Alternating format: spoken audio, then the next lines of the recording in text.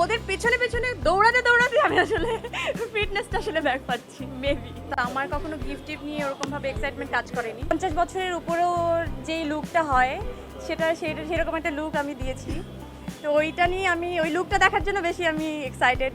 Tour তো আসলে 10 দিনের ছিল, খুবই এটা আসলে বলার মতো কিছু নেই, ব্যক্তিগত একটা ট্যুর। আমরা বন্ধুরা মিলে আসলে ঘুরতে গেছিলাম, আমার বাচ্চা ছিল আমার সাথে। তো এই তো একটা নতুন একটা অভিজ্ঞতা নিয়ে ফিরলাম যে বন্ধুরা একসাথে দূরে গেলে কেমন লাগে।